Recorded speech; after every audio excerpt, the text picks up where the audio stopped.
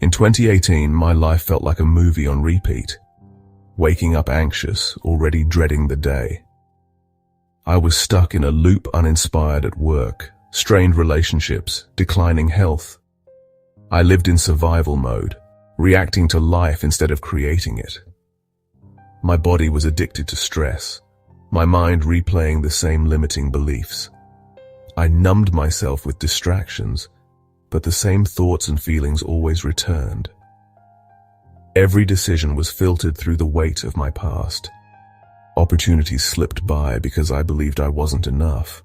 I was so identified with my problems that I couldn't imagine a different future. I believed my past defined my destiny, and so it did. I was a victim of my circumstances, not realizing I was the one creating them. The turning point came quietly. A friend handed me my own book, urging me to revisit its core ideas. I realized my external world was a mirror of my internal state. My negative thoughts were shaping my reality, and the universe was responding in kind. This was terrifying because it meant I was responsible for my misery, but also liberating. If I could create this reality, I could create a new one.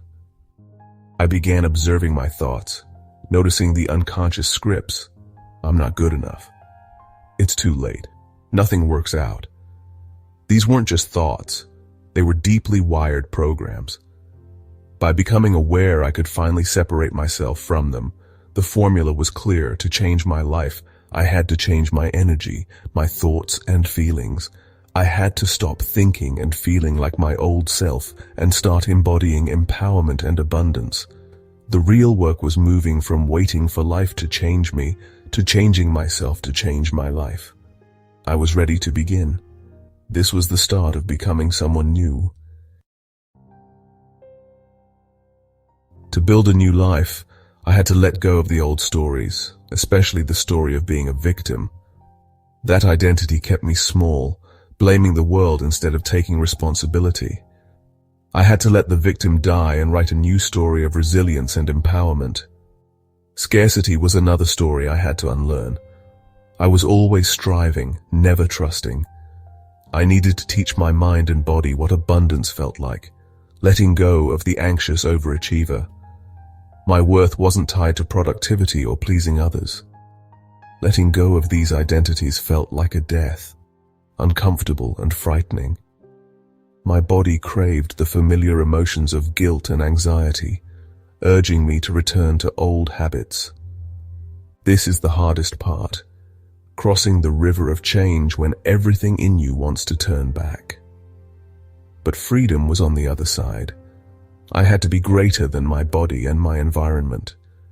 I had to choose my new future over my familiar past, moment by moment. The discomfort was real, but so was the possibility. I learned to say no, to choose peace, and to trust in something greater. That's how the old self began to fade. Transformation isn't magic, it's neuroplasticity. Your brain changes with every new thought and experience. Repeating the same thoughts wires your old personality. Breaking the habit unwires it. The first step is awareness, catching yourself before you go unconscious. In that moment, you can choose a new thought, a new feeling. Intention and elevated emotion are key. Decide who you want to become, then feel gratitude, joy, or love as if it's already true. Your body doesn't know the difference between real and imagined experiences. When you feel your future now, your biology changes to match it. Practice this daily, and your life will shift to reflect your new energy. This is the science of creating a new destiny. My transformation came from disciplined daily practice, especially meditation. Each morning, I disconnected from my old identity and connected with my future self. I focused on my breath, entered the present moment, and rehearsed being the person I wanted to become. I didn't just think it, I felt it, generating gratitude and joy as if my new life had already arrived. This mental rehearsal rewired my brain, making my future self more familiar than my past. Throughout the day, I managed my emotions, shifting from anxiety to gratitude whenever old patterns surfaced. Heart coherence calmed my nervous system and kept me aligned. The final step was surrender, trusting the universe to handle the how and when. My job was to maintain my new state of being. The universe's job was to orchestrate the outcome. When my energy changed, my life changed. For years, I dreamed of giving speech to large audiences, but self-doubt kept it out of reach. As I practiced embodying my future self, I made my focus on it. In meditation, I rehearsed every detail, feeling the lights, hearing my voice, connecting with the audience. I practiced the feeling of accomplishment and gratitude until it became familiar. This inner rehearsal changed my outer behavior. I spoke with more conviction, shared my ideas freely, and stopped waiting for permission. I trusted that embodying this state would attract the opportunity. Then it happened. An organizer invited me to talk in front of a large audience. The process felt natural because I had already lived it in my mind. When I stepped onto that red circle, it felt like coming home. I had closed the gap between my vision and reality. I became the person I was pretending to be, and my world rearranged to match. This was manifestation in action. I realized you don't get what you want, you get who you are. Manifestation isn't about wishing or wanting, it's about being. Wanting signals lack, being signals abundance.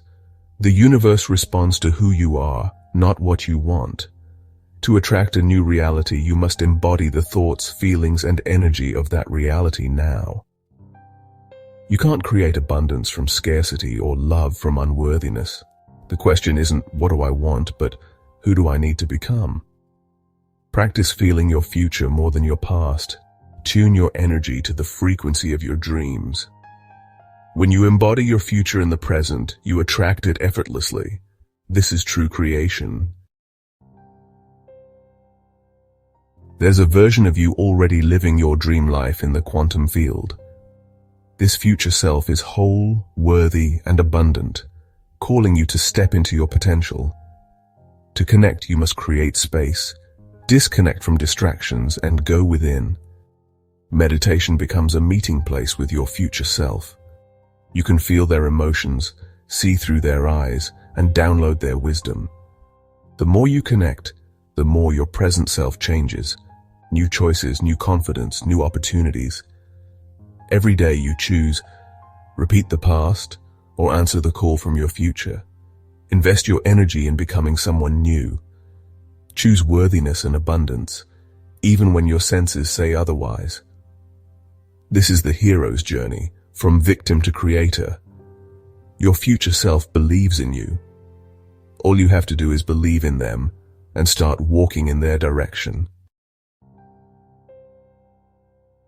We've explored how thoughts and feelings shape reality and how inner work leads to real-world change. The principles are simple, but require commitment and courage. The power to change your life lies within, by changing your state of being. Decide to stop letting your past dictate your future. Let go of the old identity that kept you small. Become a conscious creator. If you want a different life, become a different person. Fall in love with your future self more than your past. Sit in stillness, breathe, and ask, who am I ready to become? Your future is waiting for your answer.